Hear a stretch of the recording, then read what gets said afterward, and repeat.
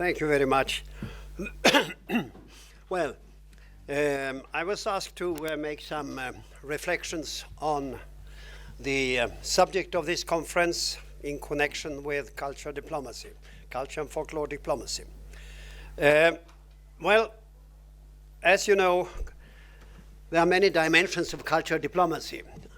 We talk about this in our classes, in the conferences and so on, and the dimensions are from the very top, like last week at head of state level. That is not only a political diplomacy. This is of course when Macron invites Xi Jinping and his delegation to a French banquet in Palais d'Élysée. This is of course culinary diplomacy. It is culture diplomacy at head of state level. So that's one level. Another level, a private level, like this photo, a Nepalese wedding with a European participation. I guess the coming wife is European. And many of you know about the fantastic, colorful Nepalese weddings. So when we normally speak about culture diplomacy, bilateral, or multilateral, we usually mean urban type of culture diplomacy. This is urban people going to other cities for concerts, for exhibitions, for conferences, or for other events, big events, or for business meetings. It is rather much an emphasis on modernity, on innovation, technology, or big events. Like we have now in Stockholm in a few days, Taylor Swift is coming for a concert and hundreds of thousands of people are visiting our city for that reason. So this is kind of global culture diplomacy which is happening all the time. And another example is of course sports diplomacy, perhaps the biggest of all platforms for practical culture diplomacy. We all know that there are conflicts in this country. There are hooligans who are disturbing matches and all sorts of disturbing elements. But generally speaking, the sports is a uniting phenomenon. Through the sports events, a platform is offered for meeting, for understanding the other. Or fashion diplomacy, a growing industry, a growing concept. This is from Mumbai, the fashion fee there. There you will find in all sorts of places around the world. It's not anymore only Paris and Milan who have the fashion shows. It's all over the place, in Asia, in Africa, Latin America, everywhere. And fashion diplomacy is, of course, one of the main, what I call urban phenomena of culture diplomacy. Or we have the enormous platform of universal expositions. This is the main building of the Dubai Expo in 2021. Should have been 2020, but due to the pandemic, it was 2021. And this platform is usually visited by 40, 50, or like in Shanghai in 15, it was in 2010, it was 75 million people participating. So these are the big urban type culture diplomacy events. But folklore, which is basically what I call non-urban, rather rural, is coming more and more. Here is, for instance, Zambian dance, which is used as an attraction, as a in Zambian nation branding. what is nation branding? Well, nation branding is a type of cultural diplomacy, of course, but it is what we sometimes also call promotion, or even more neutrally, information about our nation, about our country. So from that point of view, from the creating point of view, the producing point of view, it's unilateral. But of course, it takes two for a tango, so it takes a recipient as well, or it takes a platform if you do it multilaterally. So in this type of culture diplomacy and nation branding, folklore can be an important part of a long-term strategy. So, for instance, you have a long-term strategy where you show the world the best of Zambia, and then you might use these type of pictures from folk dance, or best of Croatia, or I myself was in charge of a project, Best of Sweden, some 25 years ago. So in this case, the folklore is becoming an argument in tourist promotion. So the concept folklore, I'm not sure if you have already discussed this morning, but perhaps not. It is not as old as you might think. Of course, the folklore itself, the phenomenon, is old, but the concept in discussion in media and academics and so on is only from the mid-19th century. And why does it come then? Why do people start thinking about what we are doing and what these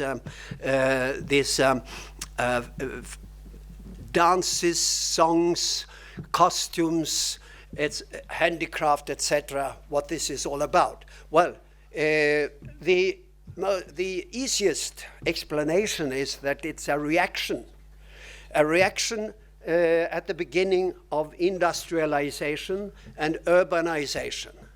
And new societies start growing from the mid-19th century. And then there are people who get anxious, well, if everybody is moving into the cities, we might forget about our old, mainly rural traditions. So it's a reaction against industrialization and urbanization, and it's also part of very strong national movements which came in the 19th century.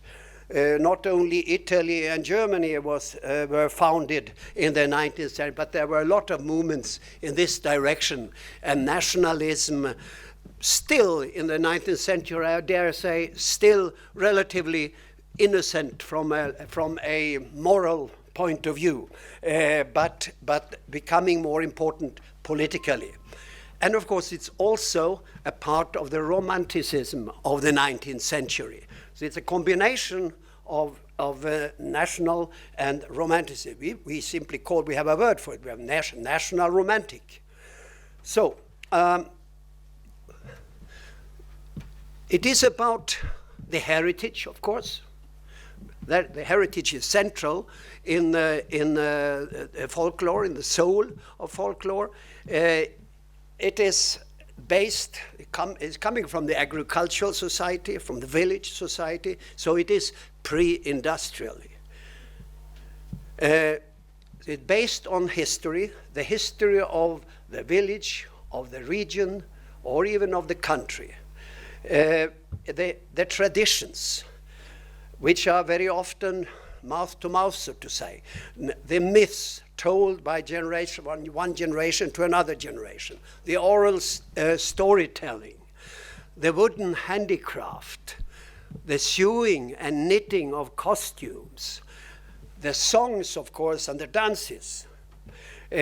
Often accompanied by locally produced instruments. So all these things are about genuinity of the cultural heritage. So how much folklore do we find in an urban environment?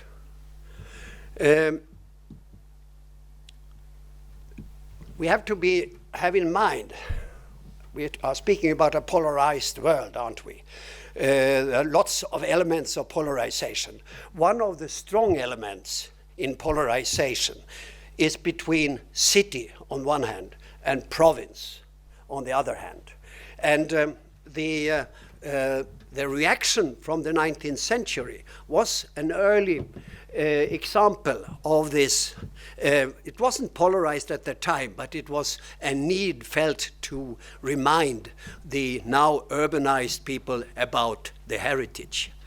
So we could say, to generalize very broadly, the more urban a society is, the more modern and global it wants to appear. It wishes to appear. So because it wants to, a modern society, an urban-based society wishes to tell the world about technology, about innovations, about the creativity or the industrial products and so on. So internationally, a urban society has less room for folklore. But Finland is a very technologically very advanced country, but I can tell you, I know many Finnish ambassadors, but I don't know any Finnish ambassador who does not have a sauna in his residence. It's compulsory. You have to have a sauna, because that is part of Finnish culture. That is where you meet, that's where you discuss, and so on. So, in spite of the very modern Finnish society, this part of folklore is very much part of Finnish cultural diplomacy. Or the very modern country Germany.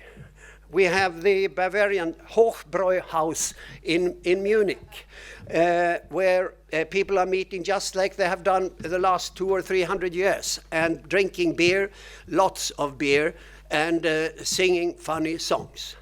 So it is not a guarantee that you are a very well-developed urban society that you get rid of the folklore. Or the Swedish royal family. Sweden also claims to be a very urban, very modern society, but the Queen, German, Brazilian origin Queen Sylvia, introduced the idea to take back the folk costume as at certain occasions. For instance, in 2 weeks, there's the Swedish National Day, the 6th of June, and she and her daughters want to be dressed in these folk costumes at the time. You can also import folklore. One of the biggest Swedish folklore events is Sankta Lucia on the 13th of December. And of course, this is an import first of a saint from Sicily and a song from Naples, Sancta Lucia, da da da da da. That is, so it's una canzone napolitana, and that is used in this very Swedish tradition of a young lady with candles on her head. So. But if we go back to genuine folklore diplomacy, where, let's say, the influence of the rural society, of the old traditional cultural heritage is stronger than in many, for instance, European countries. In younger or poorer nations, they use folklore to get on the map, because it's a hard competition, as we know, to get on the map in the globalized world with so much information. And many of these countries are using folklore as an identity instrument in nation branding and also in cultural exchange.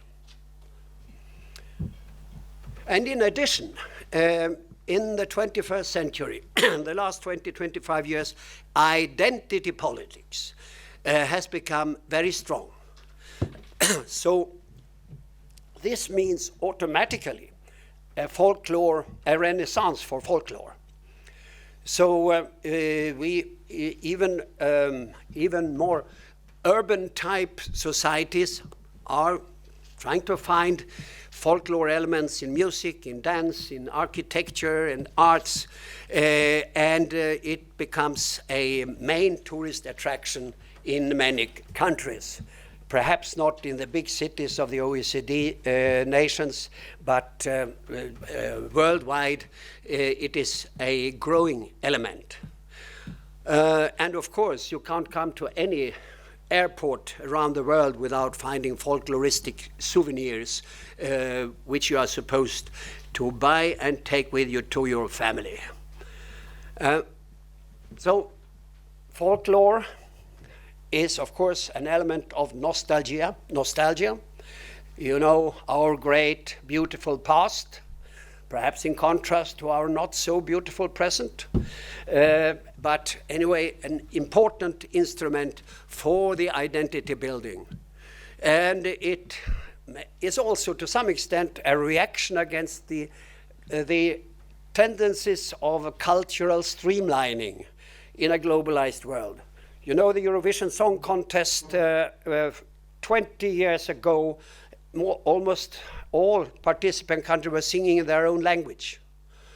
But today, most of participants are singing in English, the lingua franca. So a reaction against this streamlining is, to some extent, also folklore, various aspects of folklore. Folklore has always inspired all sorts of so-called fine culture exponents. So great authors have been inspired by folklore, visual artists, classical composers, pop sing and songwriters, filmmakers, architects, and many other cultural workers, all inspired by folklore. There are risks. I mentioned national romantics, etc. There are risks about folklore being abused as an instrument for populist or nationalistic politicians. You know, the people with a big P against the establishment. And it can also be used by these populists as an argument against immigrants with other cultures and traditions. So, to summarize, for good and for bad, the main role of folklore in cultural diplomacy is to be an identity definer and a strong instrument in nation branding. It can be constructively used, but it can also be abused. Thank you.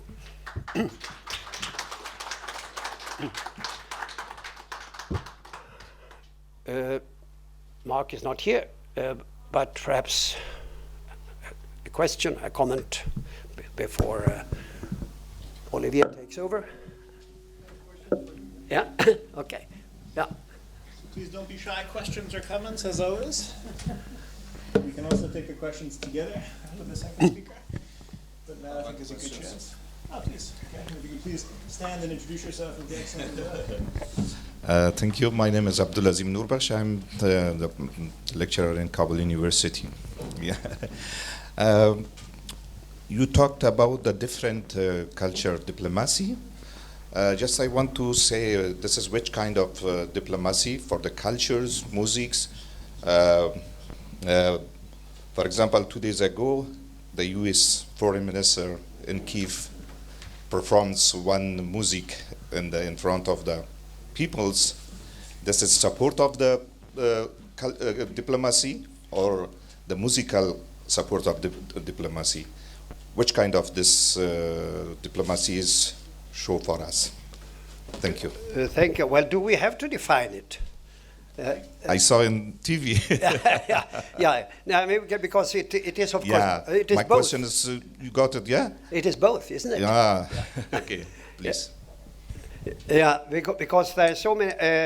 What we are trying to, at least some of us are trying to discuss at the academic courses of cultural diplomacy is the enormous width of cultural diplomacy. It can be almost any meeting between persons at high level or low level over across the borders can be a piece of cultural diplomacy.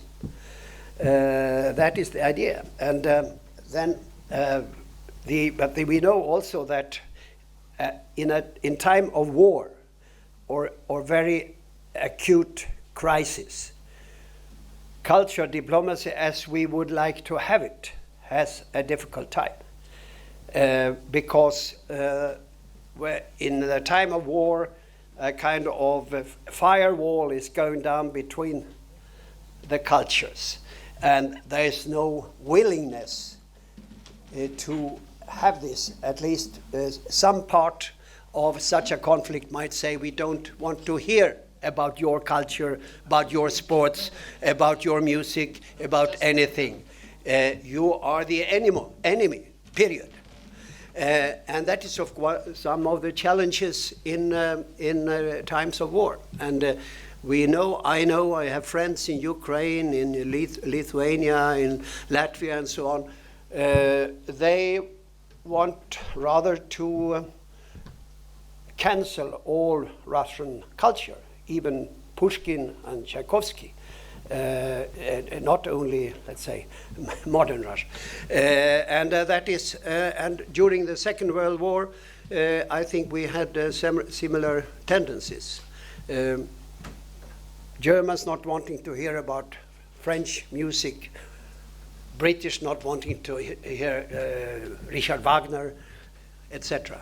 So this is the challenge, the always ongoing challenge for culture diplomacy, to try to have some channel open for the exchange and for culture diplomacy to happen live. Yeah. Yes. Thank you for a very interesting presentation. I agree with a lot of what you said. I just have a question. You say that globalization. Well, let's put it. I put the question like this: how strong do you think globalization is a unifying force or harmonizing force in culture? Because my impression is, it only makes people more aware of their own culture and gives automatically rise to their own stronger culture, rather than accepting whatever comes from outside. Yeah, I think you're right. I think that is what is happening now, and that is not only populists or nationalists who are contributing to that. It is happening as a kind of natural reaction to globalization. But let's say, some people say, we can say globalization started 1,000 years ago and so on. I claim globalization, the real hyper mega globalization, started around 1980. When Thatcher and Reagan and Deng Xiaoping opened our borders, and when the IMF took the consequences, and really the international trade and international finance went up like this very quickly. Many people profited from this in business, particularly, of course, and in the stock exchanges. But only, let's say, the questioning of globalization, the way you put it, I think comes around 2007-8 with the first financial crisis we had at that time. Then serious questions also at an academic level started to be put. Does globalization function? Or even worse, is capitalism functioning?